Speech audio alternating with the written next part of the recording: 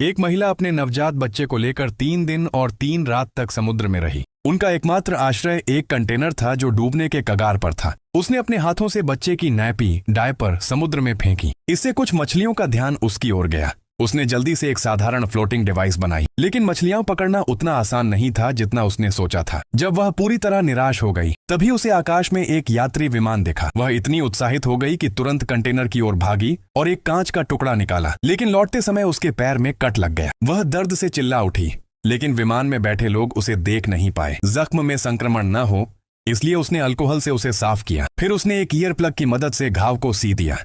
दर्द इतना ज्यादा था कि वह बेहोश होने के करीब पहुंच गई। मछली पकड़ने के लिए उसने ईयर प्लग से एक छोटा सा जाल भी बनाया। उसने डायपर को चारे की तरह इस्तेमाल किया और जाल को समुद्र में डाल दिया। कुछ ही समय में एक मछली फंस गई। आखिरकार उसे एक भरपेट भोजन मिल गया। धीरे धीरे उसने खाने का थोड़ा भंडार इकट्ठा कर लिया। बचाव की उम्मीद में उसने सैकड़ों संदेश लिखे और उन्हें प्लास्टिक के डिब्बों में डालकर समुद्र में फेंक दिया। कंटेनर में पानी भरने से रोकने के लिए वह समय समय पर पाइप से पानी निकालती रही। उसे डर था कि कहीं बच्चा ठंड में बीमार न पड़ जाए। उसने थर्मस में दरार डालकर उसमें आग जलाई ताकि बच्चा गर्म रहे। मोबाइल की स्क्रीन टूटने के कारण वह उसे अनलॉक नहीं कर पाई, बस अपने पति के कॉल का इंतजार करती रही। फिर एक रात उसके पति का अचानक मैसेज आया। उसे डैंशी में गोली लगी थी और शायद वह उसे बचा न पाए। वह रो पड़ा और पत्नी से जीने की गुजारिश की। महिला बहुत दुखी हुई, लेकिन उसने शिकायत नहीं की, बल्कि उसने बताया कि वह मां बन चुकी है और उसने बच्चे का नाम नुओ नुओ रखा है। फोन की बैटरी खत्म हो गई और बच्चे के लिए कुछ प्यार भरे शब्द कहने कुछ दिनों बाद पानी का स्तर काफी बढ़ गया। महिला ने बुरे वक्त की तैयारी कर ली।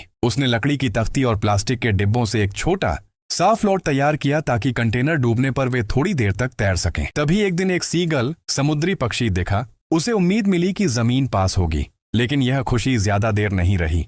रात में कंटेनर का सील टूट गया और पानी तेजी से अंदर भरने लगा। एक सील समुद्री जीव खाने की तलाश में आया, लेकिन रस्सी में फंस गया। काफी देर की मशक्कत के बाद सील बाहर निकला, लेकिन तब तक बच्चा बहकर दूर जा चुका था। महिला ने चीख कर पुकारा, लेकिन वह सीगल को आकर्षित नहीं करना चाहती थी। पर सीगल ने जानबूझकर बच्चे पर पानी छींटा, जिससे बच्चा रो पड़ा। उसकी आवाज सुनकर महिला तुरंत तैरती हुई वहां पहुंची और बच्चे को बचा लिया। सील और सीगल दोनों वहां से चले गए। पूरी रात वे समुद्र में तैरते रहे। महिला जानती थी कि उसने अपनी पूरी कोशिश की है।